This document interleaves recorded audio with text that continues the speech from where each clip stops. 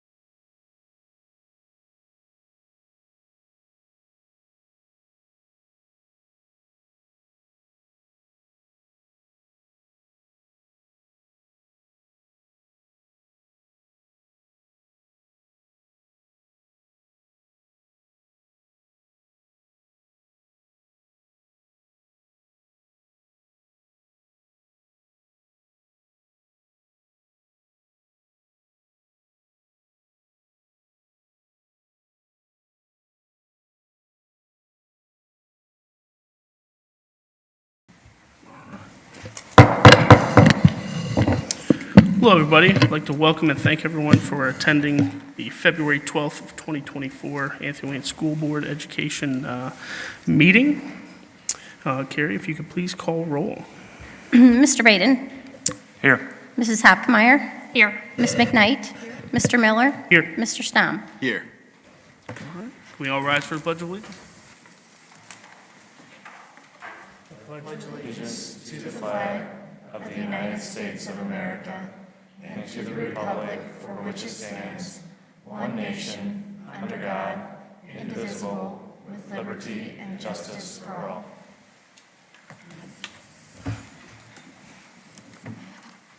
Thank you. All right. On to the second item for Board of Education minutes. If anybody has any questions or comments, if not, I need a motion to approve. So move. Shelley moves. Do I have a second? I will second. Mike second. Carrie, can you please call roll? Mr. Baden. Yes. Mrs. Hopkmeyer. Yes. Ms. McKnight. Yes. Mr. Miller. Yes. Mr. Stom. Yes. All right. Item 3, Treasurer's Report. First off, I'm going to start off with a little update tonight. First off, I want to highlight the district has an annual fiscal audit. The auditors from the Auditor of State's office, at times there were 4 of them in one room, and they arrived in the district, I believe, December 16th or December 13th, and they are finally completed. So they left the office. A draft copy will be coming out for board review before it goes public. I just want to highlight that there were no issues within the audit. There are 2 things that I will have either comments or I don't know if I'm going to get a verbal, nonverbal, but and I share this just because I want it to be understood how in-depth the auditors are when they come here. So one of the things that has been noted is we had an employee that left the district 2 years ago, and I missed removing that individual from our USAS system, which is our accounting system, which basically they only have reading rights and the ability to see their accounts within an account. However, she didn't have an activated email, so technically she couldn't. But because I did not remove her from a paper copy list, that was one of the things that was noted. So that's how very technical they are. And then the other issue was, I forgot what the other issue was. There was another immaterial thing that I just thought I would share because, you look at the district and the number of dollars that flow through our district, and those are the kind of things they picked up on. So nothing major, nothing that affects financial statements, nothing that was wrongdoing. It's just the amount that goes into an audit when they come here. To have 4 people in an audit or in a room just doing nothing but looking at everything that we do all day. So forgetting to remove a person's name on a list, which I took full responsibility. It was my error, actually. So full disclosure. But there was no wrongdoing as far as anything that affects anything financially, ethical, morally, any of those things. So, but that's a good thing. That will complete us with another perfect audit. So wanted to share that. And then I'm going to take a couple minutes and present on our district millage. And I'm going to go over here and stand over here so I can look at the screen. We seem to be getting a lot of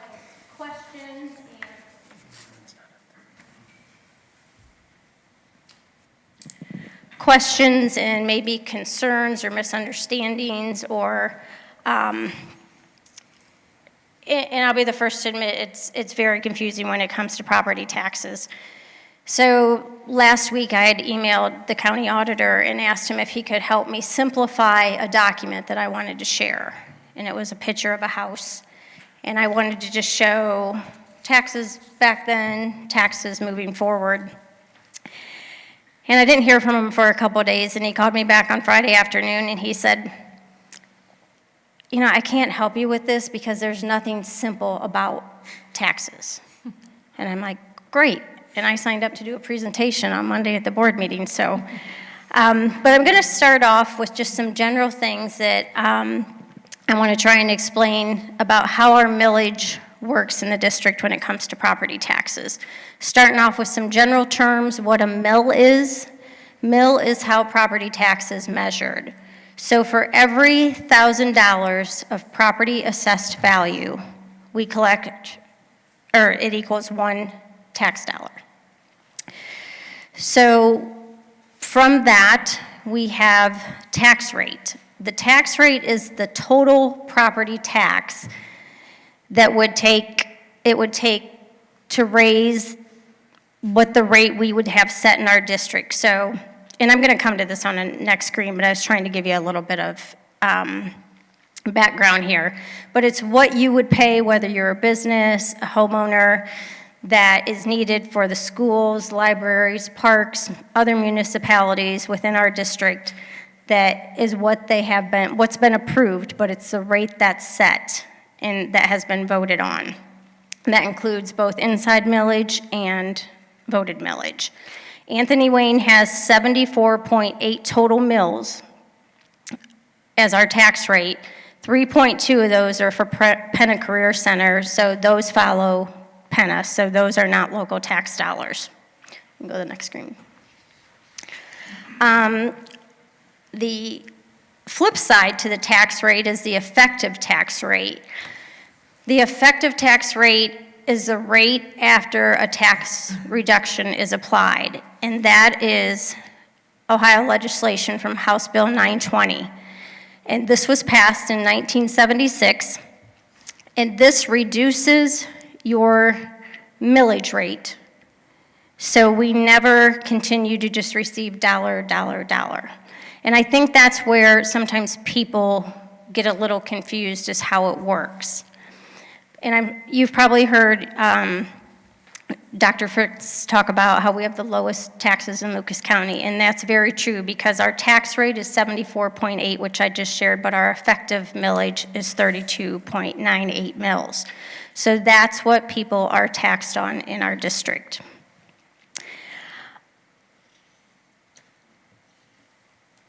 Let's go to the next page. I'm just going to finish up a couple more terms. So there's two types of millage when it comes to property taxes. Inside millage is set by the Ohio Constitution. This goes back to like 1933. And this is millage that is set, it's a guarantee of 10 mills within a taxing district. So within the Anthony Wayne School District, we receive 4.3 mills of inside millage. So that's millage that property taxpayers,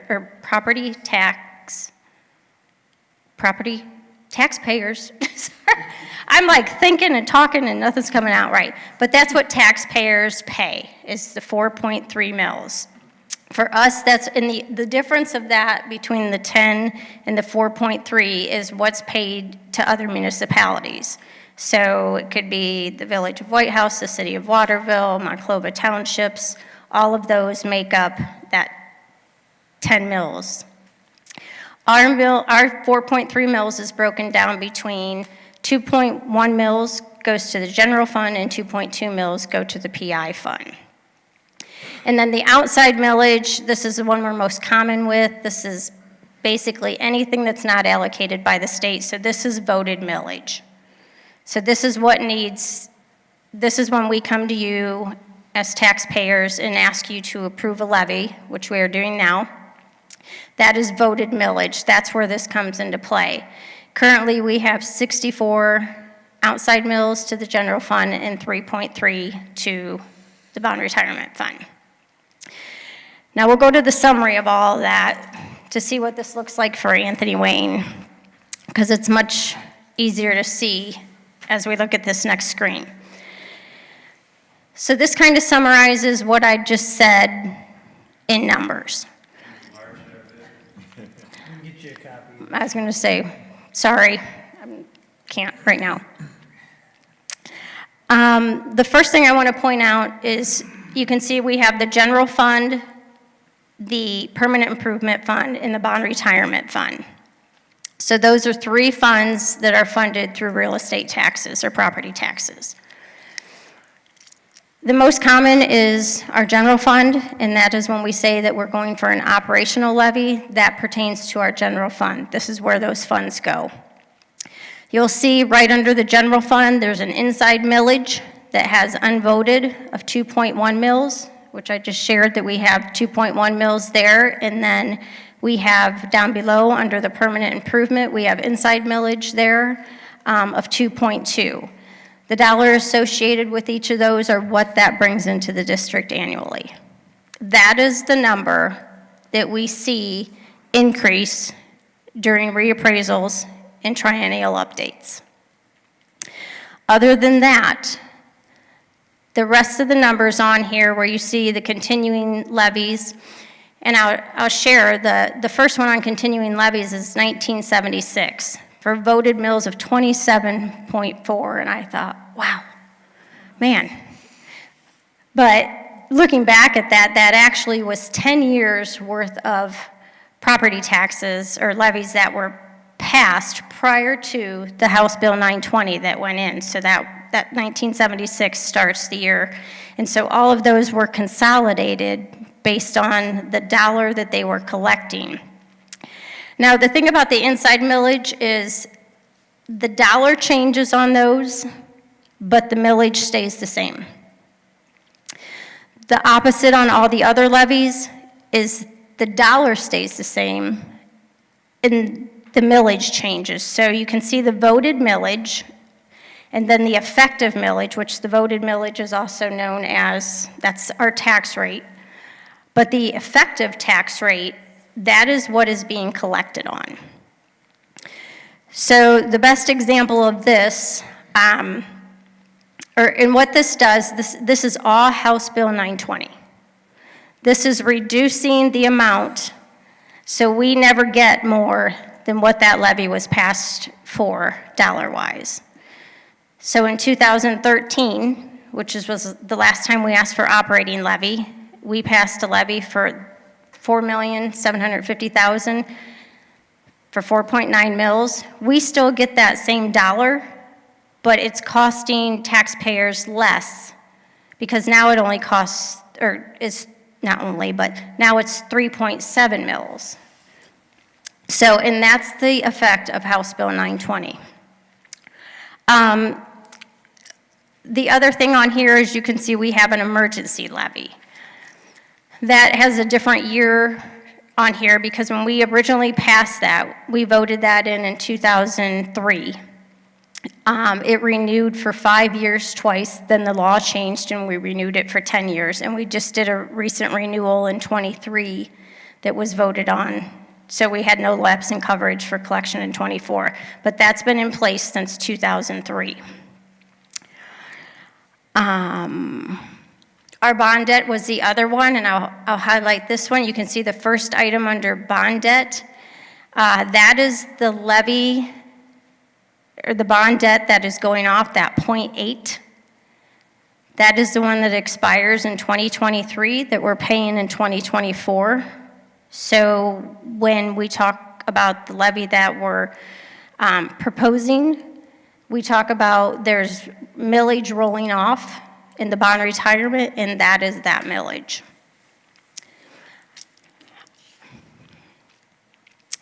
We'll go to the next page because I'm going to follow up with an example of how this works, but it goes back to the emergency levy that I shared that we have. So we passed that in 2003, generates $3 million. It was costing at that time 4.85 mils. We've had multiple reappraisals and triennial updates throughout that. There's House Bill 920 that applies. That same levy today is costing 2.5 mils, but we still receive $3 million. So in order for us to get any new money or additional monies, that's why we have to go to the taxpayers and ask voters to approve that. We'll go to the next slide, and this is coming back to the inside millage. I think people, and it is very confusing. I just admitted that the county auditor told me that too. For instance, we have the subdivision behind us. People are thinking, how can you have money issues? You have, I don't even know how many houses are in here, 100 new houses in this subdivision. How can you not see that money? Well, there's two things. We do see a little bit of growth. We see it in the inside millage because the millage does not change, but the dollar does. So when we go through a reappraisal or a triennial update, that is when we see an increase in this number. But the simple collection, and I just put on here a $300,000 house, which is the market value, which is what you could sell your home for. The assessed value is 35% of that, so 35% of 300,000 is 105,000, so that's what you're taxed on. And then it's 2.1 mils and then 2.2 mils. So on a new $300,000 house, the inside millage we'll see in growth is $451. And then there's 920 that calculates into that. So all of these homes back here, and I think it's safe to say that several people in the community experienced their taxes being reduced a little bit. We've heard from several people that that has been the case. And a lot of that is the taxes are just distributed differently. So when they pick up a house, of course, that's the other thing we have to keep in mind. Taxes are always a year behind. So right now, we're paying for 23 taxes in 24. So when we pick up these houses,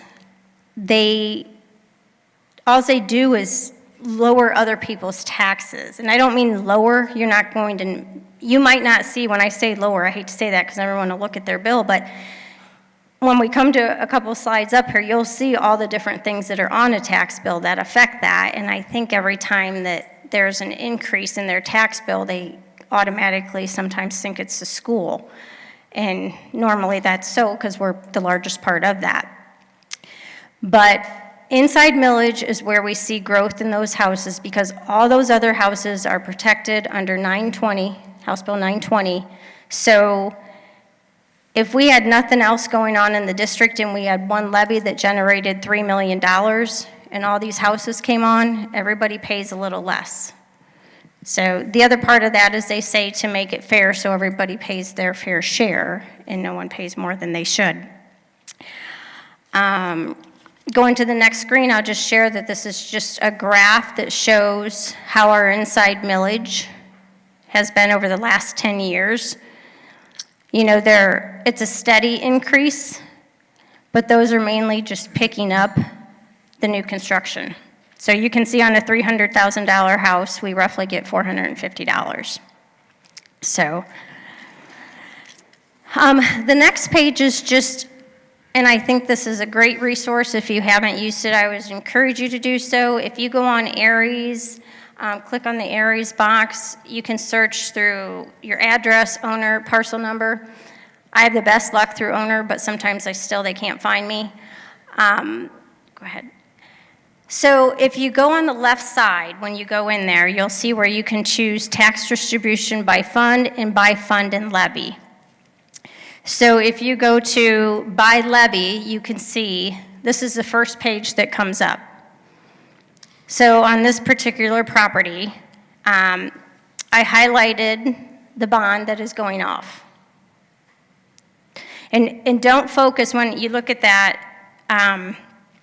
it says percentage, and that's exactly what it is. It's not the bond. You think it's going to be like millage or something in there. I've had a couple people call and have to have that discussion. But so this is all the taxes that are paid to Anthony Wayne Schools for this particular property. The rest of this is all other municipalities. You can see Penna on there, City of Waterville, other taxes that are paid on this tax bill, whether they have any special assessments or anything else. This is their whole bill. So all those percentages have to equal 100%. So on that particular bill, 49.67% is paid to Anthony Wayne Schools. Seems like a lot, or it is a lot, but considering that the average in Lucas County is 67%, you can see that we are below that. So when we talk about having the lowest taxes, the lowest effective millage, you know, there's just a lot of numbers out there that back all those things up. So this is the summary for that property, but if you go to, oh wait, maybe I did that. You want to go to the next screen? Oh, sorry, okay. I already showed you all the detail. But take a look at that sometime, and I think it's very interesting to see all the different things that are on there, because there's things on there that, I mean, and I pay attention to those things, but there's things on there that I don't remember voting for, and it's just so. But the other thing on Aries, which this is great for, although it's not great yet, is the levy estimator. So this was on for our last levy. This is no longer effective, but it's still there. So I asked the auditor to remove it and update it. Well, I asked him to update it first, and he said he would get to it. And I said, is there any way you can remove what's there? And he said, I'll try.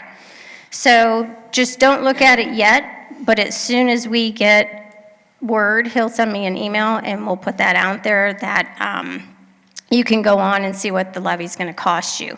When you do that, it will not calculate in that roll-off millage. It's only going to show the new millage, but we've provided, we have several different documents that can do that. And I know there's things online that you can reference on our website as far as how much the levy is going to cost. But my goal in sharing all this with you is to help people understand a little bit. And like I said, I know it's confusing, but it does seem like we should be well off with a brand new subdivision right in our backyard. But unfortunately, that does not work. House Bill 920 prevents that. And, you know, we do the best we can. The one screen that I showed that had the summary of all the lists, you noticed we had a levy that we passed in 1992. Then we had the emergency levy, I meant to highlight this, that was passed in 2003, but then the next levy was 2013. And so then that brings us to 2024, where we are asking again. So just wanted to share that. Hopefully it provided some insight, and if you have any questions, feel free to email them to the planning or email, and we'll definitely be sure and get responses back to you. Thank you.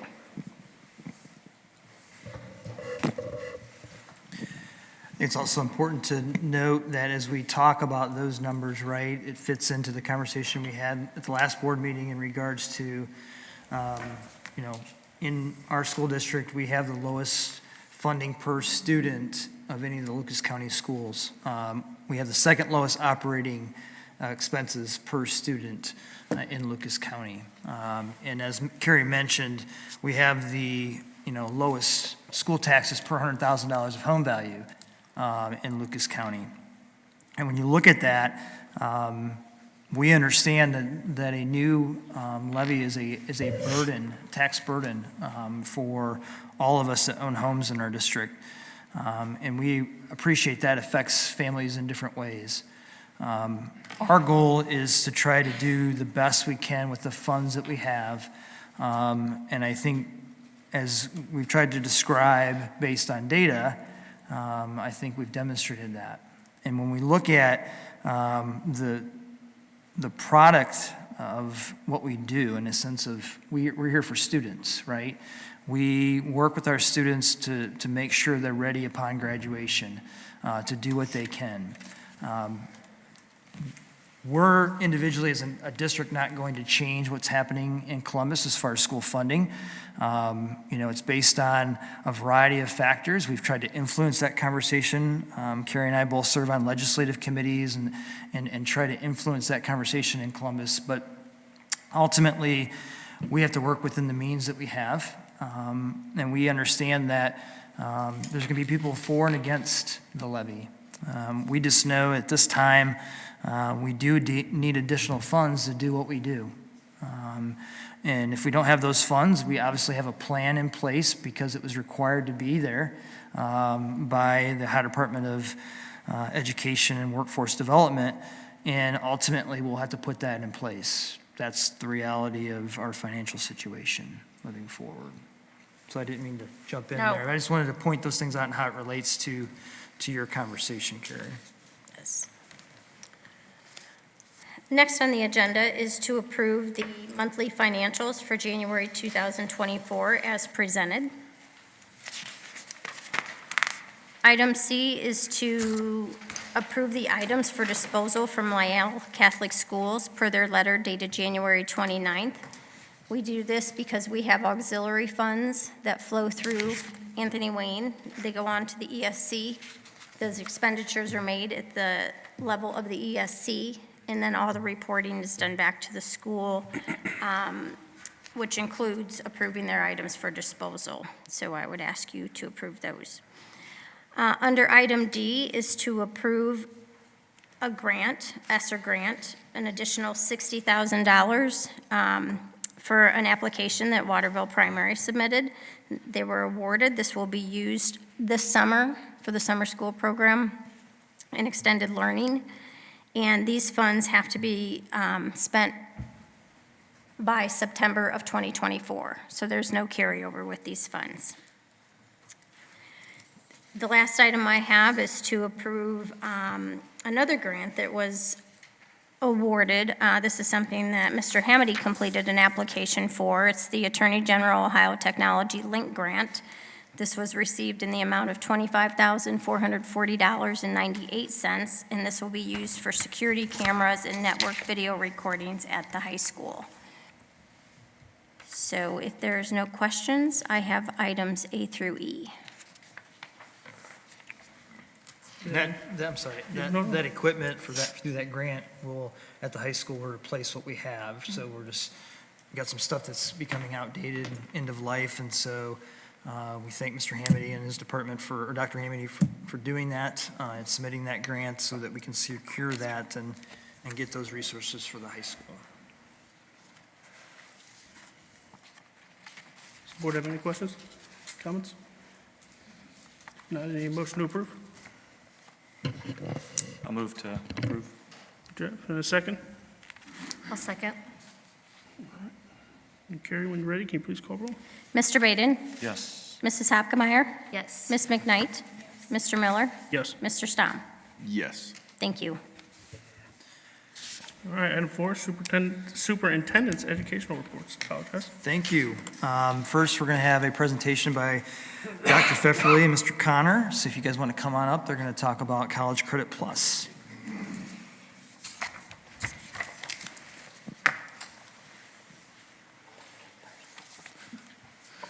Good evening. I want to thank the board for giving Dr. Pfefferly and myself an opportunity to talk to everyone about College Credit Plus. If you want to advance it, a couple slides for me, Dr. Fritz, thank you. So, get a lot of questions about what is College Credit Plus. I have a daughter who's a junior at the high school, so a lot of her friends' parents will say, hey, I heard about this, can you tell me more about it? College Credit Plus is essentially what the old post-secondary options program used to be. So even dating back to many, many years ago, our students could take college classes and receive dual credit for those classes. So they would receive college credit and high school credit while taking those courses.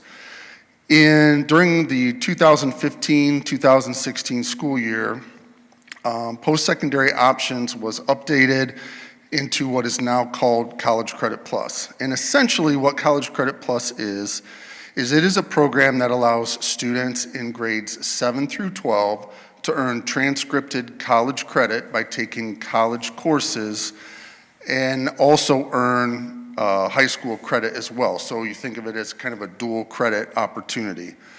College Credit Plus was actually codified, and I put the Ohio Revised Code Section C up there, And what a lot of people don't understand is that College Credit Plus is not something that we necessarily choose to do. It's something that is actually in the Ohio Revised Code as a program that we have to do, okay? Last year, there were over 76,000 students statewide that participated in College Credit Plus programs. Next slide, please. So students who participate in the College Credit Plus program may take up to a maximum of 30 credit hours per year free of charge to the student and family, okay? If they go over that 30 credit hour maximum for the year, then the family is responsible for the costs. All tuition and required books and materials are covered by the local school district, okay? College Credit Plus courses can be taken either at the university or online, or they can be taken at the high school offered by one of our teachers, and we'll talk a little bit more about that in a little bit. Each year, we typically enter into a memorandum of understanding with local colleges and universities, which outline fee structures and the courses that we would teach in the high school or courses that are offered at the college or university. So the state of Ohio sets the tuition rates for College Credit Plus. So they set basically a floor rate and a ceiling rate, okay?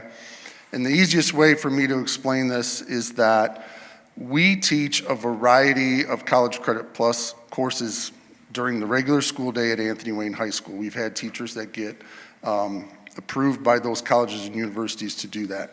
So typically in that scenario, we would pay the floor credit hour amount, which right now is $41.64 per credit hour. Most of the time when a student takes a course, say at Bowling Green State University or the University of Toledo, we would then be paying what is known as the ceiling rate, which is $166.55 per hour. Again, we typically enter into a memorandum of understanding with those institutions if they're charging anything other than the floor or ceiling. I could tell you that typically now all of the universities that we work with are using the floor and ceiling amounts. So it's kind of a carryover memorandum of understanding from year to year. And I'll add too that as a parent who's currently paying tuition for 2 kids, that's extremely cheap. I mean, in the sense of the dollar amount, it's a lot more if you're going to go take a 3-hour class or a full load of classes than that. But it ends up being a significant cost to the district because we're required to pay that amount for that as well as for other things that you'll talk about. Sorry for interrupting.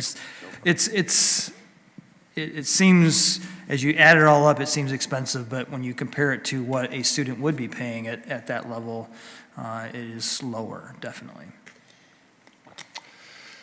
Typically, we have agreements with Owens, Bowling Green State University, and the University of Toledo.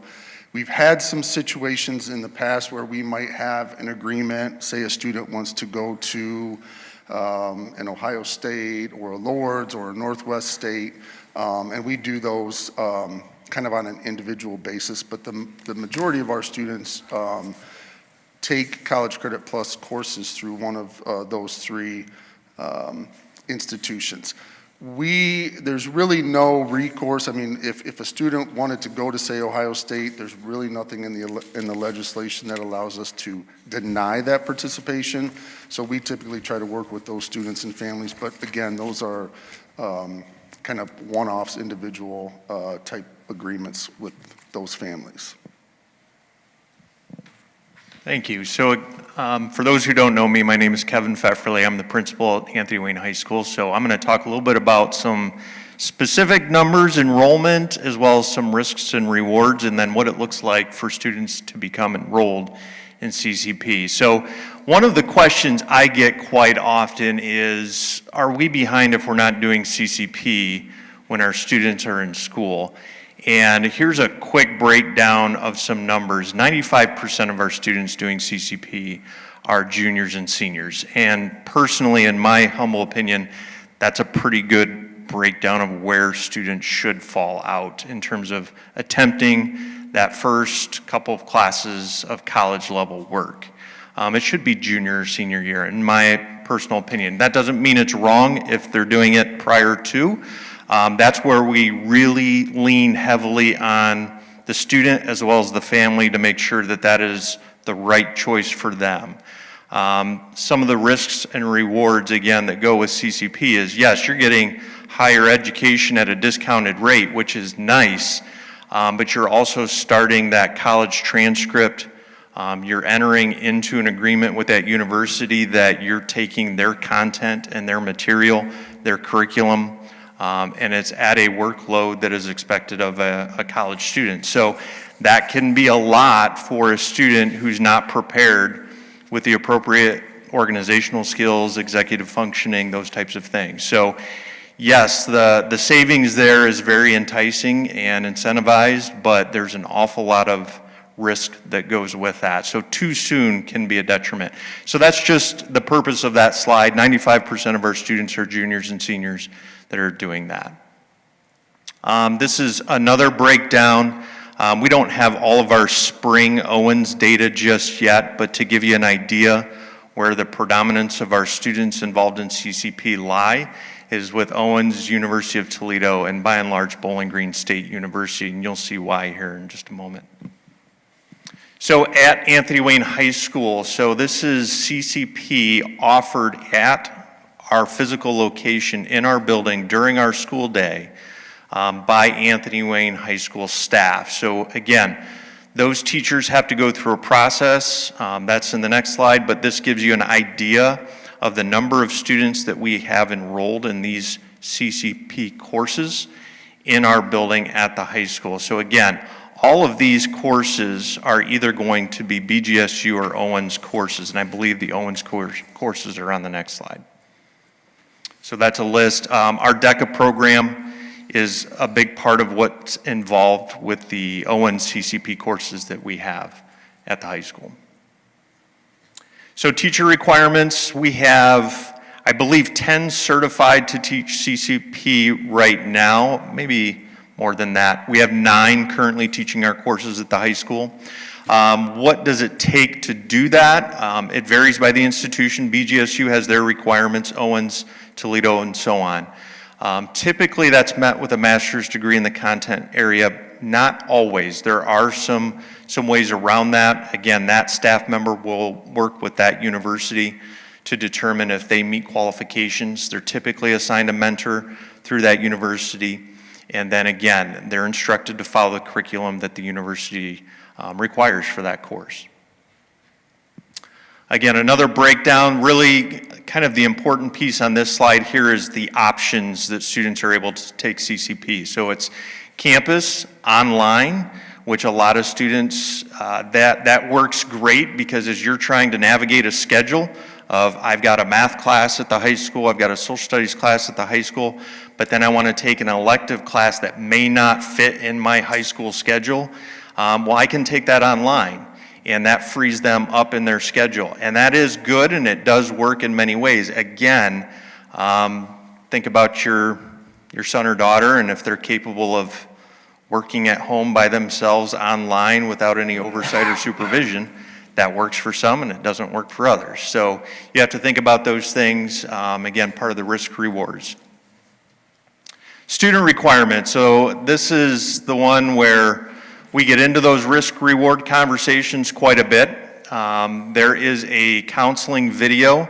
Part of that is narrated by yours truly, so very few are interested in signing up for that, but they have to do it. We keep track of, hey, you were warned, so to speak, and so they have to listen to me kind of ramble through some of those risk rewards and listen to that video, watch the presentation that goes with it, because it is an important decision, because there are repercussions. For students who do not pass their classes, again, that cost goes back to the student and the family themselves. So they have to watch a counseling video. That we call that, now they're informed. As a student and a family, you're informed of what's going on. We ask that students submit an intent to participate form each year by April 1st. That's a requirement. It just helps us schedule for next year's master schedule building as we start planning for next year. And then after that, students are at free will to apply to that college or university that they want to intend to take CCP courses with. The requirements for that student varies by the institution and what their requirements are. Some require a placement test, AccuPlacer, ACT scores. Many schools are going ACT optional now, though. So as long as transcripts from the high school, regardless of where that student is, and as long as they're meeting the requirements of the institution through placement tests, then they'll be accepted, and then they can move on to the next level. And again, just being very aware that there are some costs that come back to the family, especially if parking's involved, those types of ancillary fees that can come up as you're working through higher ed.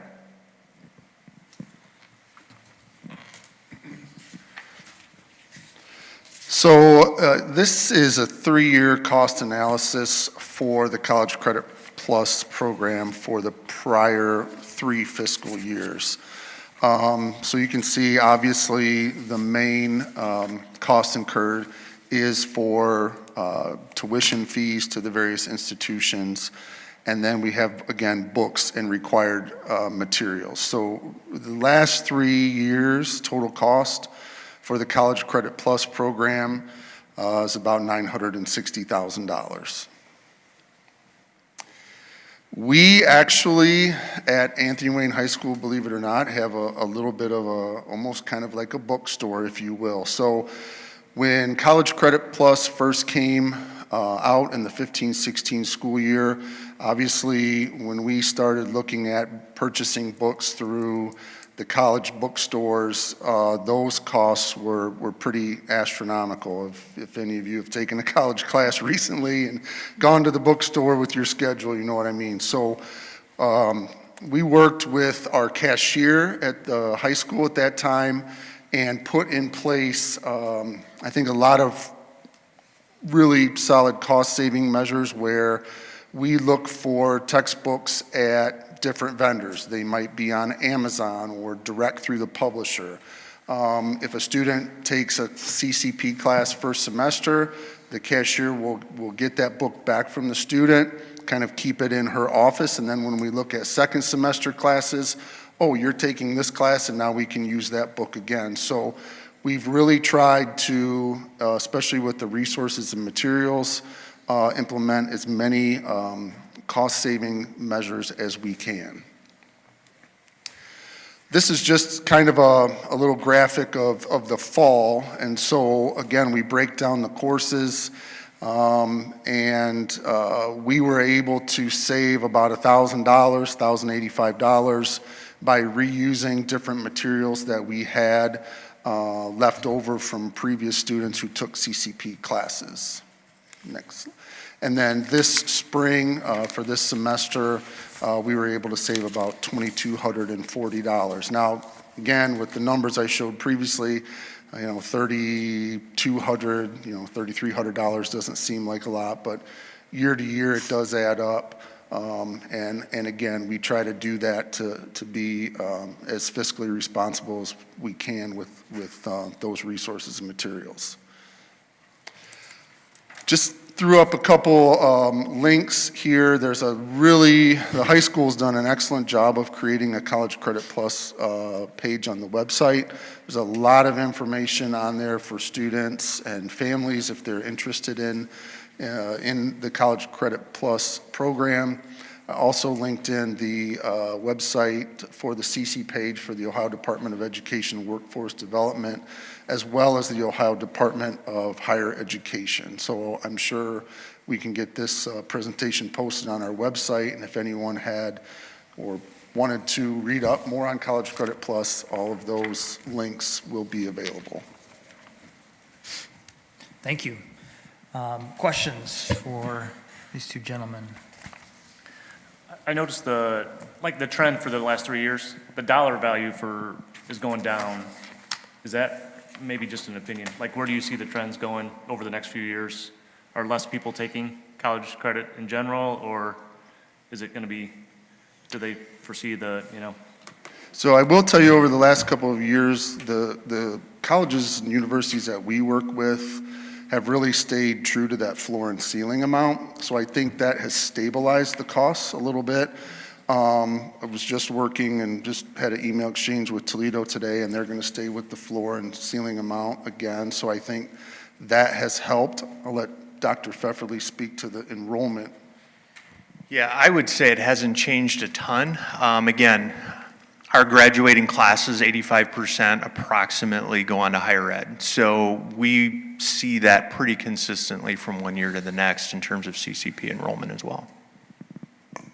The other thing I would say is that when a student and a family start thinking about CCP and they take classes while they're at high school, they have to look forward to what they're going to do post-high school, because there's no guarantee that, if I want to go to Ohio State, that's a good example. If I take a whole bunch of CCP classes while I'm at Anthony Wayne, there's no guarantee that all those credits are going to transfer. So I think one of the things that helps maybe keep the costs a little bit steady is that for a lot of our students, and a lot of our students end up at Bowling Green or Toledo or Owens, they really look forward to say, well, I want to go to, I know I want to go to BGSU, so I'm going to take advantage of, the CCP, and I think those numbers remain pretty steady.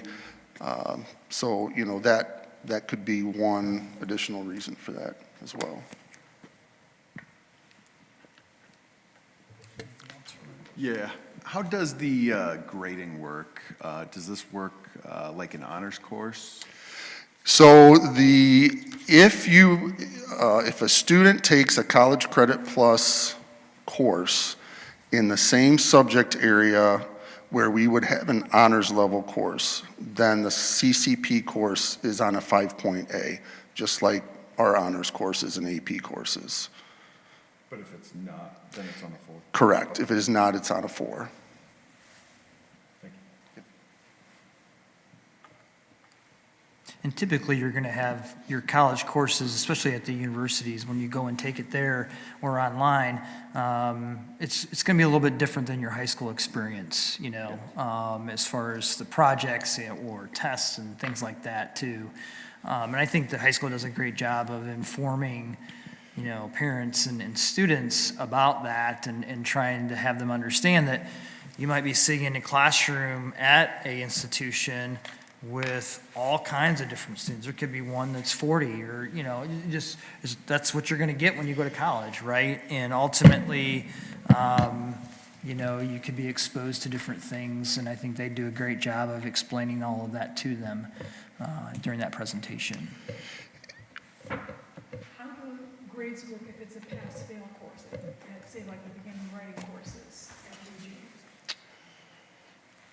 So I don't believe our courses that we offer, especially our RIT courses through BGSU, are taught by Joanna Studer here at the high school, and they're not pass-fail. So our courses that we offer at the high school through our instructors, whether it's Owens or BG, are grade letter based. Okay. Yeah. And I'll just give a quick plug to our high school teachers who jumped in and took on that challenge. I think, all the respect in the world for them. I think it's a good thing to offer them at the high school because it gives kids that option, and it keeps our kids at our high school. I think initially when CCP first came out, we saw a little bit of a, I don't know if exodus is the right word, but we had a lot of kids jump in, and again, the whole high school process and wanting them to stay with their friends and make sure that they had that high school experience. Our teachers really dug in and took on that challenge of teaching those courses, and it keeps a lot of students, I think, at the high school. So hats off to those teachers for taking on that challenge. Yes, Thank you, guys. gentlemen. Thank you. Next on the agenda is the AW financial plan. I just want to mention, we've gotten some questions, and what we've been trying to do is make sure that in our FAQ document, that we keep listing those questions in there and keep updating that for not only the financial plan, but also for the operational levy as well. And those can be both found on our website on the financial plan and levy page of our website. So that information is there. Want to also mention the HVAC project. I know some of you were not on the board when that was initially approved like last year, but that will be completed this summer. That was the plan from the beginning in getting that work done, so it's not disruptive to the buildings when students are in session. We're excited about that moving forward. We're also having conversations right now about roofs, and because we have roofs at the high school, junior high, and at Monclova that are ending life of cycle, and so we're going to have to replace them. And we'll be having committee meetings on that and talking about that whole process, because really it's a process that takes most of the fall. We'll bid it out, we'll get it in place so that it can be done in the summer of 2025, and go through the process of all of the ones that are up and looking at that, because there's only so much PI money to spend on that each time, or each year. And so we'll have to, set some parameters there and work through that, and then keep moving forward to make sure those roofs are taken care of. But those are the highest priority items in the buildings at this time, moving forward. I also want to say congratulations to Dr. Hollinger, who has been nominated as a candidate for Principal of the Year through the Ohio Association of Elementary School Administrators. So congratulations to her, and good luck through that process. I want to read that email that I shared with you guys, because I think it's important for our community to hear some good things that we're doing, and recognized by a parent. Lindsay had mentioned that this might be something I want to mention here, and I think it's a great idea. We have a bus driver, Matt DeWitz. He's a great guy. He's a parent in our district. Primarily does this athletic trips. And this is an email about what he did. I want to let you know that the bus driver for the 7th grade girls basketball game tonight to McCord Junior High was absolutely awesome. He was high-fiving girls getting on the bus, in the stands cheering for the girls during the game, high-fiving the girls after the game on the bus, and playing champion music as the girls boarded. He was the most genuine, fun, and energetic bus driver for these girls, and his enthusiasm was contagious. His impact on the team tonight was impressionable, memorable, and noticed. Please extend the warmest thank you to him from all the girls and their families. Bus drivers like him make more of a difference than they know, and we want him to know that. Such a memorable evening with the friendliest bus driver ever. Thank you. He was awesome.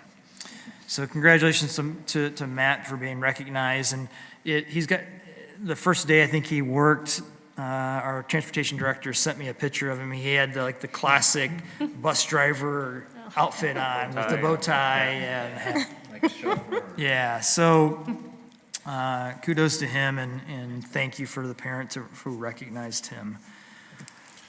Graduation approval. We do have a few students that complete their requirements early, and so Dr. Pfefferle is recommending McKenna for early graduation. Item C there is for curriculum guides. We had this discussion in our curriculum committee where we annually approve the high school and junior high curriculum guides as we go through that process. We also have 2 supplemental texts for 4th grade at Monclova. These are books that the teacher is recommending there for the language arts curriculum. And Your Fantastic Elastic Brain and The Very Tree are the 2 books that she is recommending for approval, and that was discussed also in the curriculum committee. Overnight trips. Both of these trips are paid through fundraisers for baseball and girls lacrosse. Educational agreements, there are 2 listed there. These are for students who have individualized special needs. So I'd ask that you approve A through F in one motion at this time, unless you have questions. Just had a question on, from our curriculum representatives, maybe. I've read through all the material from, that was provided and everything. I guess any feedback from the meeting or in particular on curriculum? I wouldn't say that anything was a surprise. Pretty nominal kinds of things. The courses proposed, especially the ones at Penta, are exciting. They're very much futuristic and just what I think the school needs. Yeah, I read through the 2 supplemental books, and the This Very True, you wouldn't know by the title, but it's about 9/11. It just kind of puts it in like just a more simplistic, understandable form of that event in history. So it was really good. And then Your Fantastic Elastic Brain, anytime you can make science exciting, like, yes. And so I thought that was really neat. And you kind of alluded to it. Those books, they use those as, for the whole class is doing that book. So it's not just like, oh, I want this book in my classroom. It's that they're using it, all the students are using it. So, yeah. I think we're going to have a follow-up meeting. We had talked about some programming that we'll be doing and having some of the staff come in, and explaining some of that to you in March. So, And Jeff, there's a lot of the state mandated stuff that's coming through, especially with the stranger danger kinds of things and different programs starting K through 3 and then 3 to 6, following all the way through. Any other questions for Dr. Fritz? If not, need a motion to approve. I'll motion to approve. Lindsay, and a second. I'll second. And Carrie, when you're ready, can you please call roll? Mr. Baden? Yes. Ms. Hopkemeyer? Yes. Ms. McKnight? Yes? Mr. Miller? Yes. Mr. Stamm? Yes. Item number 5, superintendent's personnel recommendations. thank you. We have 2 retirement and 1 resignation. We knew Mr. Pingle was going to retire. He gave us his final date. And then Angela, when we thank both of them for their service to the district.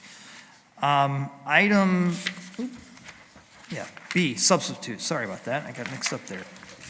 When you look at those positions, we have certified subs, classified subs, and then tutoring subs listed there.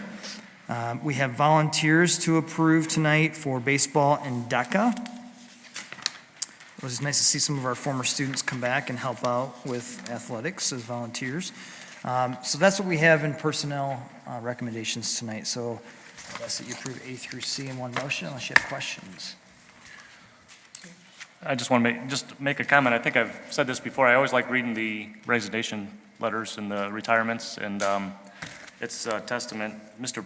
Pingle had 34 years at Fallen Timbers, so I think they always speak very highly of the staff and the administration and the teachers and all the support they get, and I just think that's a testament to our district and our system all the way down.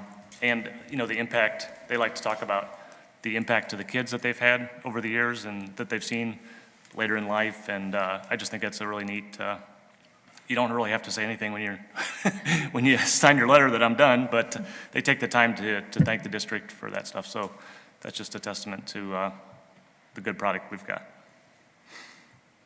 Absolutely. And if he's watching, because I'm pretty sure he's the big Star Wars fan, right? So I'm going to be really sad in the middle school drop-off line, not seeing Darth Vader in the window as you drop off. Oh, I think that might be Mr. Huddleston's classroom. Oh, Mr. actually. Huddleston, Yeah, okay, yeah, okay. yeah. Okay, good. Now that I you can said still see that, you Darth thought Vader. There you go. You'll get it. I wasn't sure which one that one was, so I'm like, oh, that's going to be really sad. Yeah. And then I had asked you, maybe in case people that are watching, the one that's resigning, that's an intervention coach. Yeah. If we're gonna fill that, and you can maybe share. Yeah, so actually it's, really it's an intervention specialist position. Okay. And with any of the teaching positions that we have, we always look at numbers. I do believe we'll be filling that based on numbers. But that was a recent one, and so we'll look at those numbers again and make sure that that makes sense moving forward. Yeah.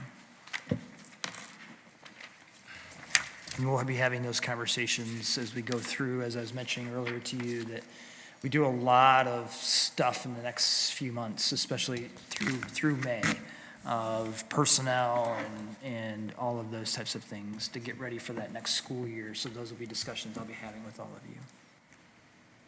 So, There's no other questions. Need a motion to approve? I'll move. And a second? I will second. And Carrie, when you're ready, can you please call roll? Mr. Baden? Yes. Mrs. Hopkemeyer? Yes. Ms. McKnight? Yes? Mr. Miller? Yes. Mr. Stahl? Yes. And that moves us to item 6 on our agenda of the recognition of visitors, which we have 3. So with that, Chris, can you take, oh, I'm sorry. Oh, the mic's already over there. Sorry. we'll turn the mic on, then I'll call you in the order that you signed up for.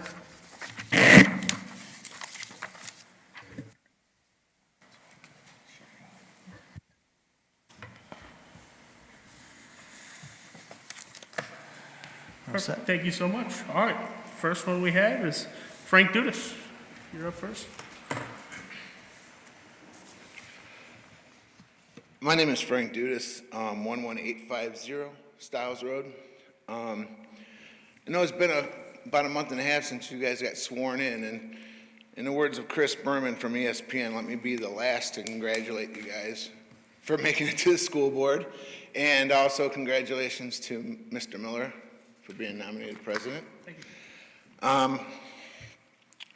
I've gotten to know you guys, some of you guys personally, Kyle and Jeff and Lindsay and Mike, and I truly believe that you guys have our child's best interest at heart, and it's very refreshing for me to sit up here in front of this board and, bring my concerns to you guys, because I feel that you guys truly and genuinely care about what the parents of the community have to say.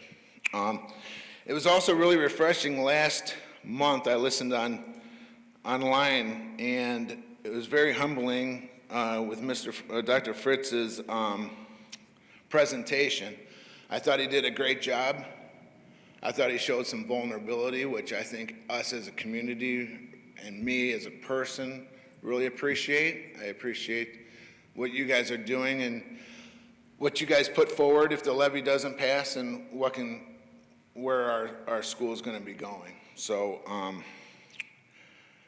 the one thing I did want to bring up, I know there's a curriculum committee going, and I just wanted to make a note. I have a 7-year-old and a 10-year-old, and I've really seen the illustrative math kind of taking effect the last couple years, more so this year than any other year. And I noticed a really marked decrease in my 7-year-old's math over my 10-year-old's math. I do nuclear power. I went through Naval Nuclear Power School. I'm very good at math, not to pat my own back, but I was even confused by some of this stuff. So that being said, I looked at his paper, and it basically looked like ancient hieroglyphics. I mean, there was lines going, squares, and it's very confusing. And since the curriculum committee is currently reviewing things, I would like to ask that you review the illustrative math and consider ixnaying it or possibly bringing some of the old math back, because I was told that they were going to teach different ways, and when I showed my 7-year-old old school way that Dad did it, it totally baffled him, like he'd never seen it before. So I take a little bit of credit with that as far as being a little bit delinquent and showing him that, but I also would like to see that. And I would also like to know how much the school, especially since we're talking about levies now and stuff, I would like to know how much the school is paying for illustrative math, what that's costing us to buy that material and things like that. Carrie, Mrs. Johnson, I thought you did a great job with the millage thing. I actually followed you 95% of it. And, but I did have one question, and one of the things that comes up in conversations that people are a little bit worried about this levy is the fact that our homes are going to be revalued this year by the auditor. So as you were talking earlier, you said this levy is for, like, say, $3 million or X amount of millage. So if they do reevaluate our houses and they do go higher, which I believe they will that take our effective millage down? Is this just a straight number, or is it, if our homes do get valued higher, will the cost of the levy go higher for us, basically, is what I'm trying to get at for that. And let's see. I just once again, congratulations, you guys. And I think you did a great job on the proposed budget. Thanks.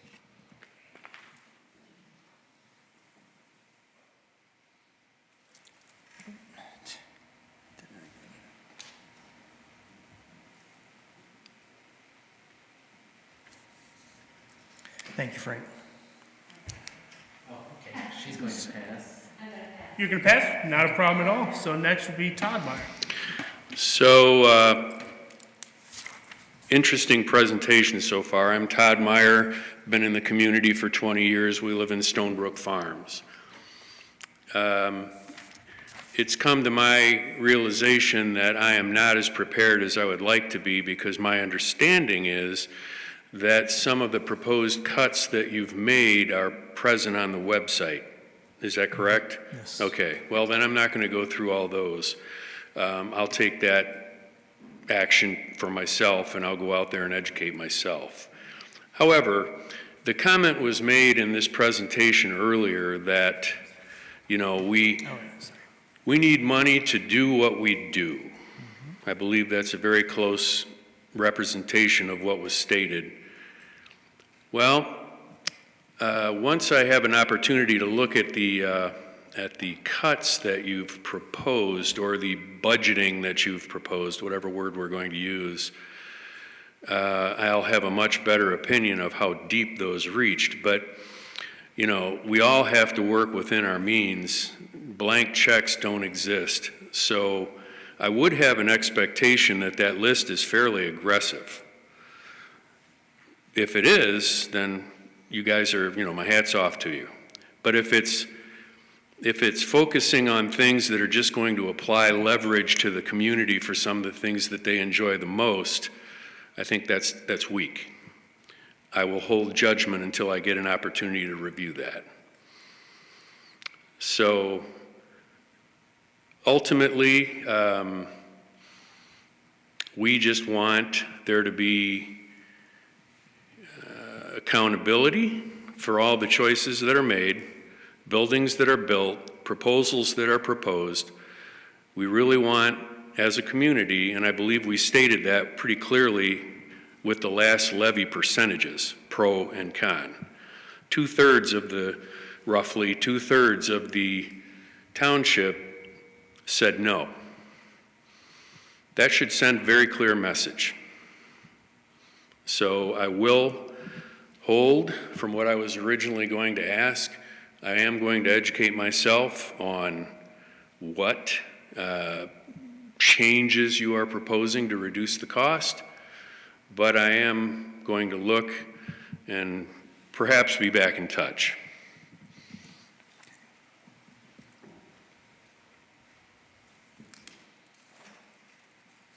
Thank you.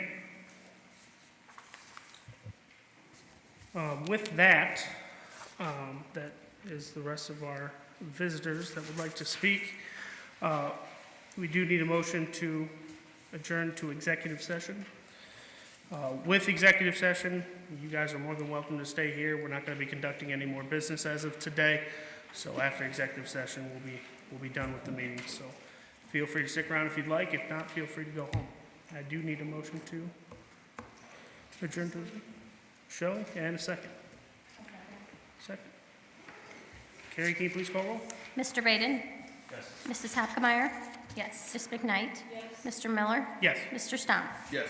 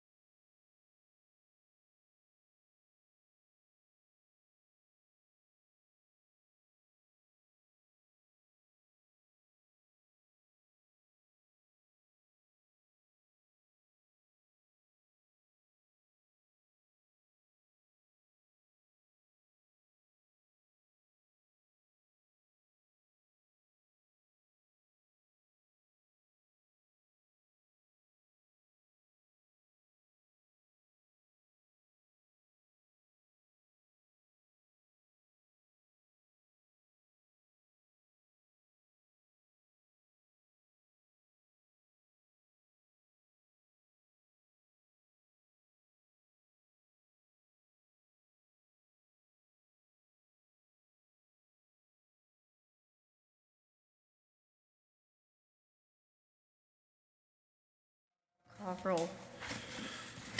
All right. Now I need a motion to return from executive session. In a second. I'll second. And Carrie, when you're ready? Yeah. Mr. Baden? Yes. Mrs. Hapkemeyer? Yes. Ms. McKnight? Yes? Mr. Miller? Yes. Mr. Stom? Yes. And now I need a motion to adjourn.